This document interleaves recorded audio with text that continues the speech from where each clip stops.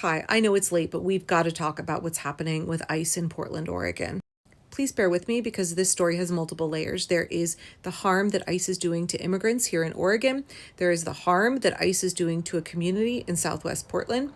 There is the response from Portlanders, and then there is the potential response from Portland City itself, because we are a sanctuary city in a sanctuary state. Now, for weeks, there has been a sustained protest outside of the ICE facility on Macadam Avenue. And that building is next door to a school and across the street from housing. Please bear that in mind when you watch this next clip from ICE out of Portland. If you don't follow them on Instagram, you should immediately. Keep that in mind when you watch this clip of what's happening in the neighborhood as ICE bombards nonviolent protesters off the ICE facility on public property in the street with pepper balls, rubber bullets, tear gas, flashbangs, and green gas as well. Trespassing on federal property is subject to arrest.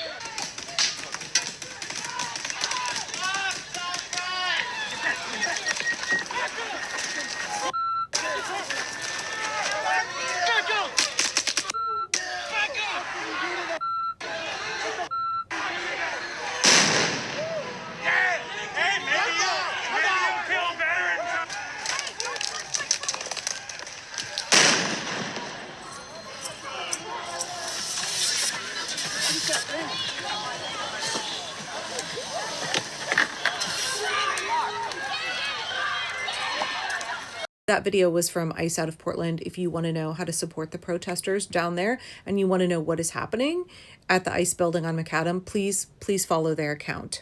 You can clearly see that ICE is using green gas in that video. I have covered green gas extensively in another video. There's a reason that the US military has barred its use. It's extremely toxic in a residential neighborhood where folks in that apartment complex do not have air conditioning and have to have their windows open. Next door to a school, they are using toxic gases that are very harmful to people and to the waterways as well. Now, the protests downtown at the ICE facility really escalated over the last couple weeks after a gentleman named Moises was abducted from Newberg, Oregon. I want to talk about this extensively in another video later this evening. Moises is a well-known and highly respected member of the Oregon winery community. He is a vineyard manager. Oregon's wineries are a crucial part of our agricultural economy here and rely heavily on immigrant labor, just like all of agriculture across America. Again, please come back because I want to talk specifically about what ICE is doing to the wine industry here, to our workers in the wine industry in our vineyards, and to Moises in particular. So the abduction of Moises in Newberg and his removal to this facility in Portland garnered a tremendous amount of attention, and we saw the protests really increase. I've been down to the protest and visited the folks who were down there. Lots of young people who care very, very deeply about our immigrants, the injustice that is being carried out all across this country, and particularly in Oregon against our immigrant neighbors. Please understand that these young people are out there protesting. Whether or not I personally agree with all of the tactics that they use, I understand that they are out there protesting because their conscience compels them to do so. Their humanity, their compassion compels them to be there advocating for immigrants in Oregon who are being terrorized, abducted, and traumatized by the American Gestapo, which is ICE. What is happening is a grave injustice, and these young people who are protesting at the ICE facility, they understand that, and they are willing to take risks to speak out against it. There have been serious concerns about the tactics that ICE is using at that facility, about the chemical agents they're using at that facility, about the way they escalate what is happening at the protests, the way that their use of force is extreme, disproportionate to what is happening. When these young people show up with bullhorns and signs and their outrage over the injustice of this regime. So obviously, individual Portlanders, local community organizations, immigrants' rights groups, outraged, horrified by what's happening, are compelled to speak out against it. But then there is the city's obligation. We are a sanctuary city, and we are inside a sanctuary state. That means that our law enforcement cannot collaborate with ICE. And I've covered this previously, but our city council went through a massive restructuring in the last election, and representation looks very, very different than how it did under the previous iteration of city council. And by and large, those changes have thus far been very much for the betterment of the city.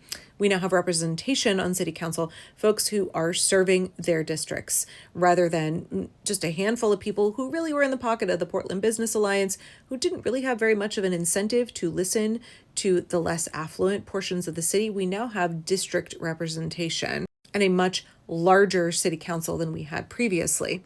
And there are members on city council that I'm pretty stoked about. One of those members is Angelita Murillo. She is here on TikTok. I don't think she allows tags on her account, but you should go find her and follow her. She used to be called PNW Policy Angel, I think. So I try and follow those progressive, more dynamic new members of city council wherever they are on social media. And one of those is Samir Kanal, and I follow him on Blue Sky, and you should as well. And he made this post that was like, hey guys, I am on the Community and Public Safety Committee, and we are going to be talking about Portland as a sanctuary city. And y'all should turn out and listen to what we're going to say. And we did, 2:30 on a Tuesday in the middle of the workday. Dozens and dozens of Portlanders showed up. In fact, so many people showed up that they had to open up multiple overflow rooms because the auditorium was completely full. And even so, not everybody could get in. Some folks had to just stay outside protesting the whole time because every overflow room was completely full. The members of that committee that were present were Steve Novick, Angelita Murillo, and Samir Kanal. And we had to sit through some other presentations. And then they got to the part where they were going to talk about what it means for us to be a sanctuary city. And the police chief was there and two of the city attorneys as well. And I'm so grateful for Samir and Angelita because I know that they care very much about justice in this city. I know that they care about protecting the communities that they represent. They also care about our immigrants. They also take very seriously our obligation to adhere to the sanctuary city policy. And if you're not from Portland, I'm not sure that I can adequately explain how different it is to interface with city council now versus before we had the restructuring. It feels like we actually have representation now. It's not just the Portland Business Alliance whose interests are protected. It's actually the communities. It's actually the immigrants. It's actually having members on city council who care about us. And I know that not everything is perfect. I know that it's not seamless. I know there are hiccups. I know that nobody who is an elected official, no politician is going to be a savior for anybody. And we should not be deifying or idolizing or making a celebrity out of any politician.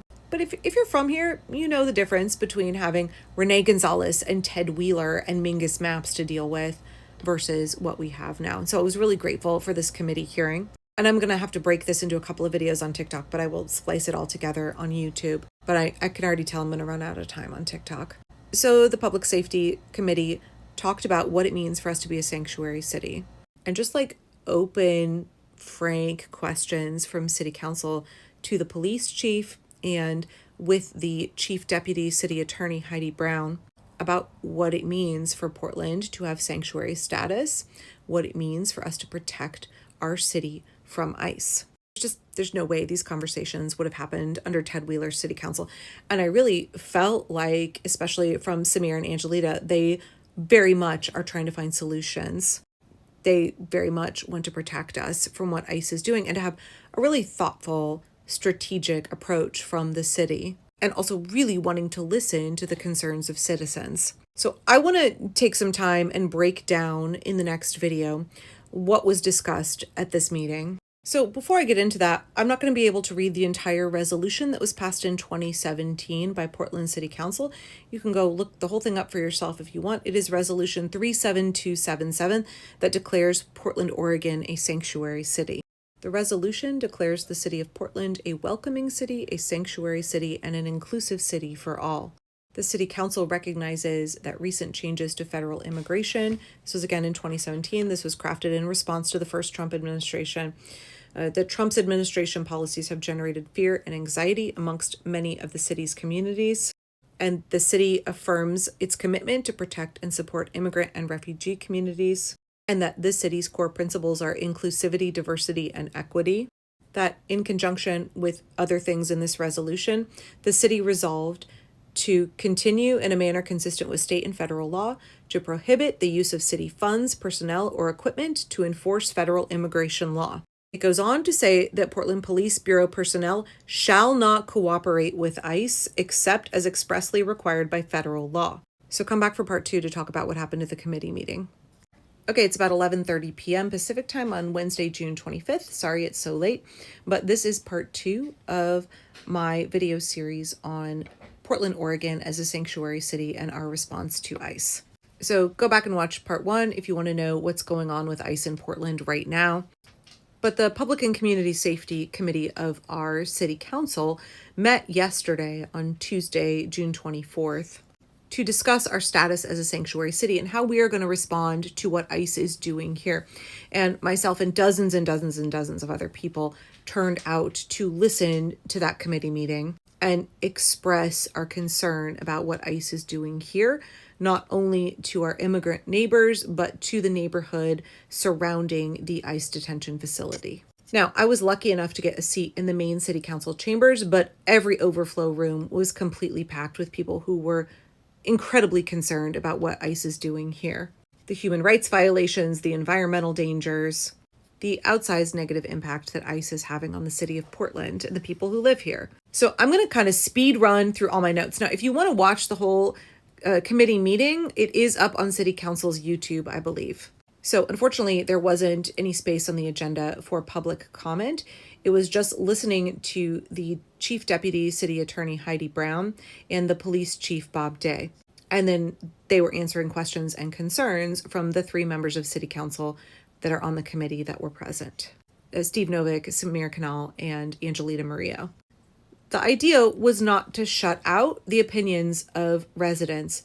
It was simply to start the conversation, right? So they encouraged people to be quiet and respectful and listen to everything that was said so that we could move on at the next meeting to having a listening session where members of the public could show up and express their concerns. So my understanding, even though I have not seen it formally posted yet, is that there's going to be a listening session on July 7th where the public can come and comment. And then the next committee meeting will be on July 8th. And I'm not sure if there will be separate public comment at that meeting or whether they will be addressing the concerns that were raised on the 7th. But there will be a chance for the public to engage with the process. For the purposes of this video and the next video, I'm just going to kind of speed run through my notes.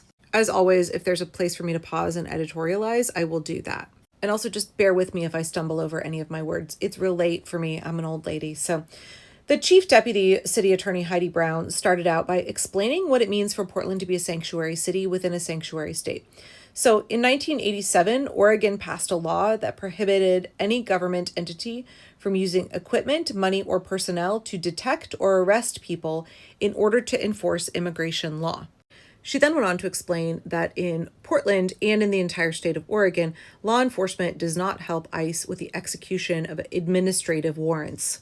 That law enforcement may not help arrest people to enforce immigration law. Those administrative warrants are issued by an immigration judge who, until recently, they were called special inquiry officers because they aren't part of the judiciary. They are part of the Department of Justice. They are part of the executive. She did go on to say, however, that if there was a federal warrant, a bench warrant from a federal judge for an immigrant for a criminal offense, that our law enforcement may have to participate. Right. Remember, being an undocumented immigrant, that is a civil offense in the United States, not a criminal one. She went on to explain that here in Oregon, public entities cannot deny services, benefits, or privileges based on immigration status, and that we do not collect information about somebody's immigration status in this state. She also said that in 2017, Portland adopted its own sanctuary status for us, our city in particular. And that is Resolution 37277. If you're watching this on YouTube, I will have a link in the video description where you can click and go read the whole thing. I actually think it's really good for everybody to go read through the whole thing. The first time I read through all of the resolution was in anticipation of this meeting yesterday. Portland's sanctuary city resolution is actually one that states that we are welcoming of all people. It's not specific to immigrants. But in particular, when it comes to immigrants, Portland prohibits the use of any city funds, personnel, or equipment to enforce immigration law, and the Portland Police Bureau does not cooperate with ICE except where required to by federal law. And that little phrase right there, the Portland Police Bureau does not cooperate with ICE, that is a little bit of a sticking point, and I'll get into that more in a moment. The city attorney then went on to explain that Portland has participated in 2 lawsuits so far against the Trump regime. The first lawsuit was filed in February, jointly with San Francisco, challenging the Trump regime because they had cut off federal funding to sanctuary jurisdictions. And we've been granted a preliminary injunction in that case, which is still in effect. The second lawsuit was also another one in which the Trump regime was trying to cut off federal grant money that the city was entitled to. And we've also been given a preliminary injunction in that case as well. Right from the get-go, Trump has been trying to withhold federal dollars from sanctuary cities and states, and so far we have gotten 2 injunctions that have barred them from withholding that funding. So Councillor Canal asked the question that we're all thinking, what does that phrase "does not cooperate" mean when it comes to Portland and our law enforcement and how we interface with ICE? Because that is something that I think there's a lot of public contention about. Obviously, the councillor feels as well. We saw Portland police have some interaction with ICE that people felt was supporting ICE, potentially cooperating with ICE. For example, clearing debris from in front of the driveway at the ICE facility on Macadam. I mean, I asked this question, why is it that we are paying Portland police to clear ICE's driveway? They can clear their own goddamn driveway. Why are we using our taxpayer dollars to lend ICE a hand? And I actually thought that Chief Day had a pretty interesting response to that question. I'll get into this more in the next video, but he kind of said he feels that Portland police have a more moderate response than ICE, and that if the police take care of something, that limits how much ICE is engaging and it decreases the footprint of ICE in the neighborhood. He said Portland Police Bureau is, quote, more thoughtful and has lesser use of force. And so he sort of felt that there were instances where they could do things that technically ICE could take care of, but that the situation would be less likely to escalate if Portland police took care of it. I'm not sure that's really what happened, because the public perception then is just that the cops are assisting ICE and that we are paying for Portland police to do things that ICE could do themselves. But I sort of understand what he was saying there. But getting back to the city attorney's response to Samir's question, she said, not cooperate. Well, that means that we are not going to hold somebody on an administrative detainer, basically meaning an administrative warrant, one of those warrants issued by an immigration judge. She said that we're not going to be doing that. We're not going to be holding somebody who just has an administrative warrant. She said we are not going to be taking people into custody based on civil immigration matters. So if ICE is saying, hey, Portland Police Bureau, we have this administrative detainer, you need to go round up the following immigrants and hand them over to us, or you need to round up these immigrants and keep them at your facility until we can come get them, we're not doing that.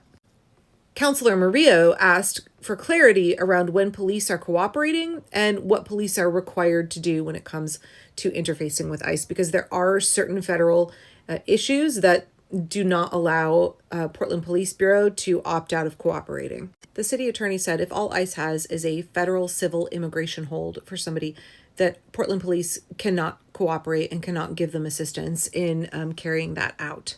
She said if it is solely an immigration-based matter and there is no criminal matter involved, then our police cannot cooperate. Then the question got raised that I think a lot of people were there for, which is, what does it take to revoke the permit on the ICE facility? What would that require? And the city attorney is a specialist in immigration issues and not land use. So she said she would have to defer to a land use attorney. And I think this was really the question that a lot of people have. ICE out of Portland wants the permit revoked.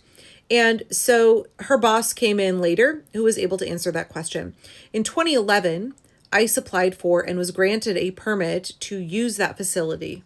They had to comply with certain conditions, no razor wire, no barbed wire. But the city cannot unilaterally decide to rescind that permit without cause.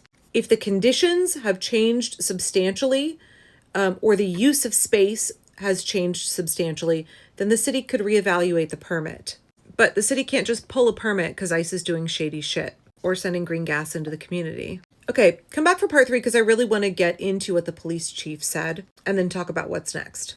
Okay, it's just after midnight Pacific time. Now it's Thursday, June 26th, and this is part 3 of Portland City Council and the people of Portland responding to ICE in our city. Okay, please bear with me. I'm very tired, so I hope I don't stumble over my words too much. I'm just gonna keep speed running through my notes from this committee meeting with Councillor Steve Novick, Councillor Samir Kanal, and Councillor Angelita Murillo of Portland City Council. Police Chief Bob Day and City Attorney Heidi Brown were also present. Please go watch parts 1 and 2 if you need more context. Chief Day said that the people who are at the ICE facility on Macadam are not actually ICE, that they are the Federal Protective Service, which basically is the security detail for the ICE building. Councillor Murillo asked Chief Day about the closure of walkways that the general public uses near the ICE building. And the chief said he was not aware of any public property that had been closed, but they are enforcing the camping ban down in that neighborhood because there have been sustained protests in the community. People are camping out there. He said some of the land that may have been closed off may not have been public right-of-way. It may have belonged to ODOT, which is the Oregon Department of Transportation.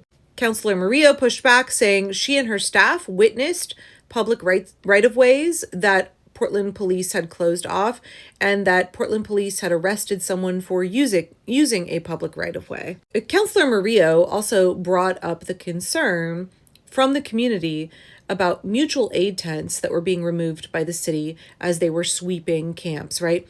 She said, the concern here is that you're using public resources to sweep the medic tents at the protest, right? There was a gentleman who was shot in the eye with a rubber bullet at one of these protests. I mean, I talked about it. I couldn't show the whole video because it's quite graphic, but ICE is absolutely brutalizing the protesters that are there.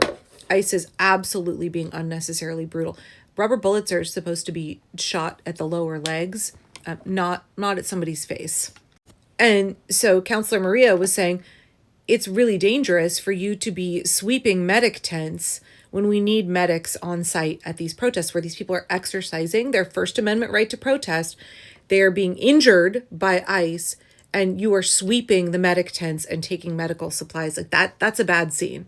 Councillor Novick asked Chief Day what other cities are doing to be non-cooperative with ICE, and the chief said that the Oregon Association of Chiefs had a call about this and that they are all pretty aligned across the state and not supporting ICE. He said he's talked with police chiefs in other states, including LAPD, and that non-cooperation to the chief means that if it is an immigration-related issue, then it is out of bounds for Portland Police. He also said, as much as we, meaning the Portland Police Bureau, prides ourselves on partnership, the feds don't necessarily share information back with us. So he said, if the feds are going to move, if ICE is going to move, they don't do Portland Police the courtesy of letting them know in advance. So that when you see an action in your community by ICE, it doesn't mean that the police have known ahead of you that was going to happen. Councillor Kanal brought up what I think is really at the heart of the issue when it comes to the anger and frustration that residents here feel when they look at the way that Portland Police is interfacing with ICE. The city's resolution says, quote, Portland Police shall not cooperate with ICE. But the police crafted their own directive, Directive 810, from the city resolution, but it's not really clear what that means. You shall not cooperate with ICE in the police directive itself. And the chief even admitted that the officers are confused and that there maybe should be some clarification between the resolution and the police directive so that they're more very obviously aligned. He said that there is a gap between these two things that creates an unmet community expectation.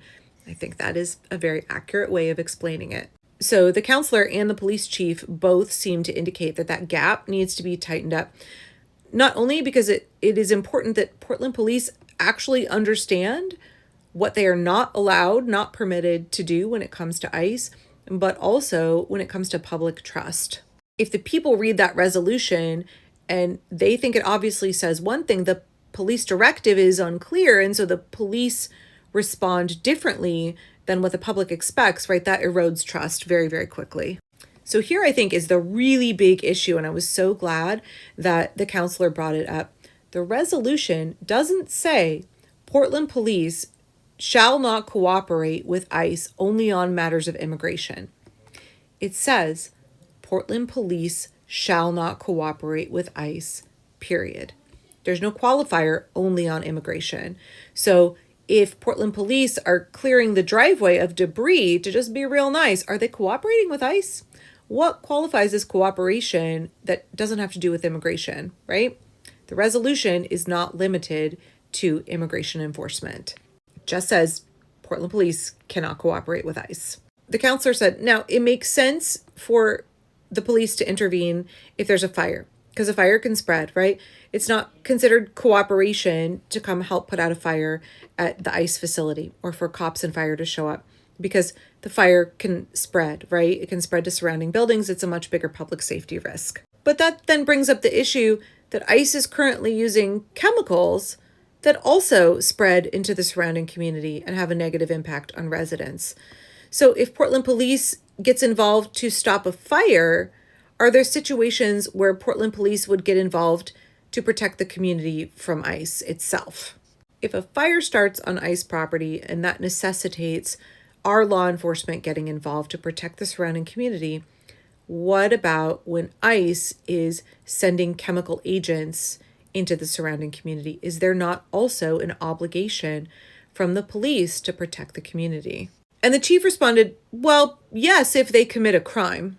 The city attorney also agreed, but not for ICE detaining people. So if ICE are doing their job and snatching up immigrants, our cops are not allowed to stop them from doing that. They can't help them, but they can't technically stop them. The city attorney did say if ICE commits a crime, Portland police can and should enforce the law. The attorney says that she needs to check the law about using tear gas and other chemical agents.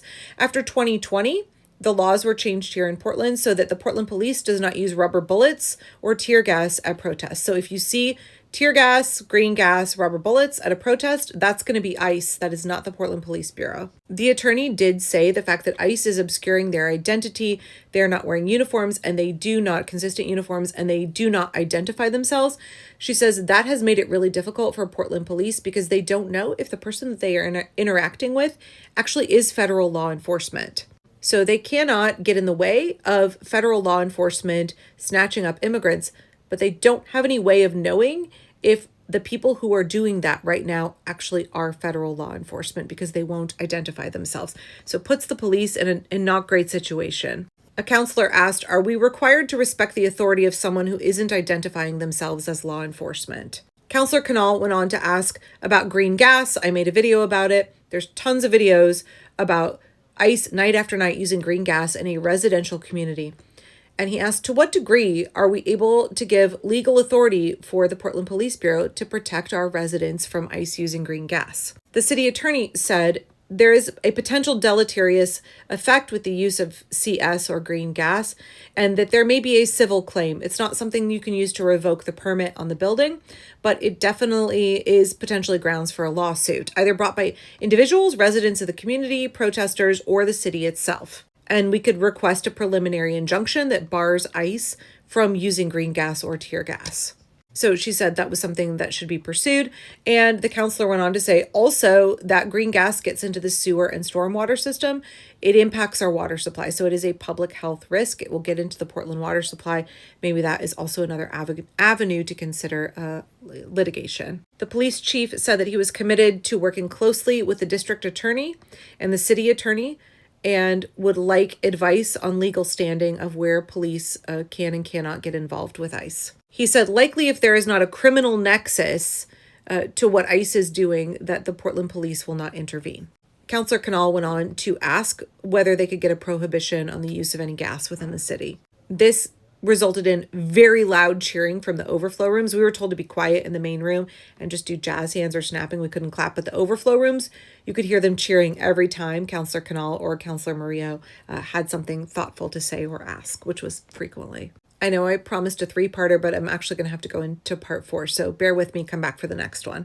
Hello, It is 12:45 a.m. on Thursday, June 26th, and I hope this is the last in my series on what Portland City Council discussed yesterday at their Public Safety Committee meeting when it comes to our response to ICE, what it means to be a sanctuary city, what it means to say that our law enforcement here in Portland will not cooperate with ICE, and what we are going to do about the situation at the ICE facility on Macadam Avenue, where there has been a sustained protest for weeks and weeks.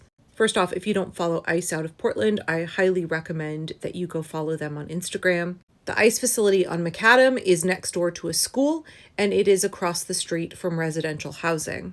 I could have lots to say about why that facility was allowed to come into that community in the first place, but this is Portland, where they allowed a large diesel trucking depot to be put across the street from the school in my neighborhood and directly next to residential low-income housing as well.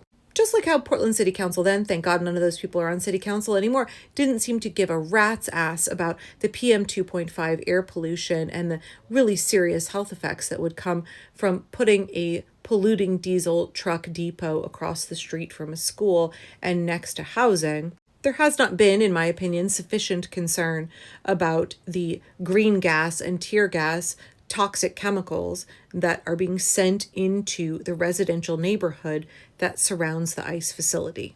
Now, we do have completely different representation on City Council now, and Angelita Murillo and Samir Kanal both seem to care a lot. So Councillor Kanal specifically asked about green gas, which, by the way, has been banned by the United States military since the 90s, but apparently ICE can use it on civilians in Portland, Oregon. It's in the air. People who live in this neighborhood have to breathe these toxic fumes. The buildings across the street do not have air conditioning, so folks have to have their windows open. Again, there is a school next door, but also like protesters exercising their constitutionally protected right to protest, they also have to endure these toxic agents. And also, it gets into the waterways and pollutes our drinking supply. The city attorney did say that residents of the neighborhood, the city itself, or protesters could look into whether civil litigation should be taken up, whether there's a lawsuit there, and whether there could be an injunction to stop ICE from using tear gas and green gas. The councilor said, could we get an explicit prohibition on the use of green gas and tear gas? And the city attorney said, well, nobody from Portland is allowed to interfere with ICE doing their immigration work. We can't assist them, we can't collaborate with them, we can't cooperate with them, but we also can't block them from doing their immigration work. And the counselor asked, is interfering with protesting actually part of their enforcement action as ICE agents? That got huge cheers from the crowds in the overflow room, right? The question is shooting protesters with rubber bullets, is sending green gas canisters into the surrounding neighborhood, is that actually part of their immigration enforcement action? Councillor Canal also asked what city resources are essentially being used by ICE. For example, he asked Chief Day, are we using our taxpayer dollars, our city resources, to pay for Portland Police Bureau overtime money when ICE wants the PPB to show up at the protest? And the chief said yes. Councillor Canal went on to ask, can we reasonably say that Portland Police Bureau getting involved for like graffiti on the building is taking on a cost that reasonably ICE could take on itself if Portland Police did not intervene? Do the Portland Police really need to show up to deal with graffiti on the side of the ICE building? The chief went on to say, well, in his eyes, it's best practice for the police to show up because he thinks Portland Police will be more moderate in their response than ICE will be. He also said the police are looking at ways to decrease ICE's footprint in the community, stepping off the ICE property itself. He said, the chief's preference is that ICE manage their building themselves in a way that does not escalate the situation. He said, in reality, though, Portland Police are more thoughtful and have lesser use of force than ICE does. That is quite the condemnation of ICE's behavior if Portland Police Bureau is more thoughtful and has less use of force. Councillor Canal went on to say, there's this judo studio in St. John's. That's in outer North Portland, if you're not from here, that keeps getting their front window smashed in over and over. He said, my constituents are seeing that Portland Police basically jumps to respond to ICE getting their windows smashed in, but that they can't get Portland police to respond when small businesses in the city get their windows smashed in. The counselor said, why is that? Why is it that y'all have the time and the resources and the availability to jump to deal with ICE when they get a window broken, but you're not here for the tax-paying small businesses of this city who have their buildings vandalized? And the police chief said, okay, that's valid. Then went on to say something about how they're trying to create a holistic approach to the way they deal with ICE, and that's why they needed to respond when ICE got their window bashed in. Now, Councilor Murillo said she had concerns that the federal government will act more unethically than Portland Police Bureau, essentially echoing what the police chief said. And she said, I am saying that as someone who has been beaten by Portland Police Bureau batons. Councilor Murillo said she is concerned that if Portland police is not responding to these incidents, that Trump will use it to say that Portland is out of control and he can send in the National Guard and the Marines. She said, it's a really delicate situation and we have to be strategic. We can't have the cops not responding to any of these things because then Trump will claim, well, the cops aren't capable of dealing with it, so I have to start cracking down. I have to send in federal troops. And I think she has a valid point there on both counts. I mean, it's very obvious if you watch footage from what is happening at the ICE protest, especially after dark, that ICE is anxious to escalate. They have no interest in de-escalation has never crossed their mind. I mean, look at this clip. Don't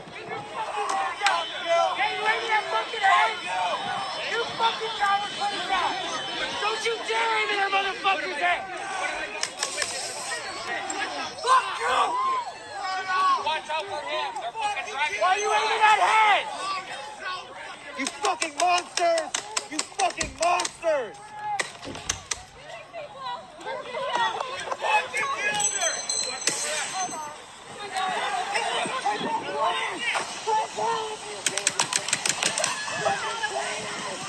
Those are unarmed young people in the public right-of-way. There's just no reason that has to be like that. These guys do not know what they're doing. They have no interest in de-escalating at all. So Councilor Canal asked a question. He said, in 2011, when ICE was granted the permit for that building, they were going through that process, a safety assessment was done. And that included the potential for protests and what impact those protests would have on the neighborhood. And at the time, that potential impact was not deemed sufficient to limit the permits, right? And so they were granted this permit that now we can't just rescind because we are horrified at the things that ICE is doing in our community.